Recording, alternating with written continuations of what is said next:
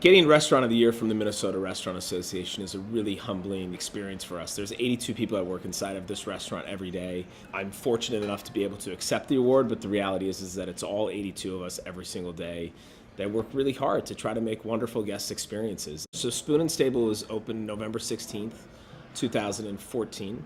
The intention of the restaurant was I moved back home. I was living in New York City for the last 8 years prior to moving back home. I grew up here. I grew up in Bloomington, Minnesota. And I really found the space. It was an office building when I walked in. I really fell in love with the space when it was an office building. What intrigued me the most about Spoon and Stable was how small the facade of the building was. You would think it was going to be a small restaurant, when in fact you walk in and it's a sort of 23 feet floor to ceilings, a skylight that runs 90 feet the entire length of the restaurant, and this bar right when you walk into the left that's sort of this beautiful brick facade and very clean structure.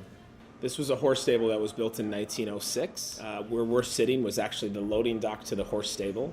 And I have a fascination of taking spoons from other restaurants, whether that's stealing or borrowing. I leave that to your discrepancy. For me, it's borrowing. And I have thousands of these spoons. And in the restaurant, you'll see against the wall, there's spoon art, which my brother made. And that's about 100 different spoons from all over the world that were gifted to me or that I borrowed. The idea is just, how do you create food that's delicious? And, that's the funny thing is when I first opened the restaurant, people would say to me, what kind of food do you cook? Is it French? Is it American? Is it Italian? And I never knew what to answer. I would just say it's delicious. I mean, I don't, it's a lot of everything, right? They're a culmination of the team working together to create just delicious food.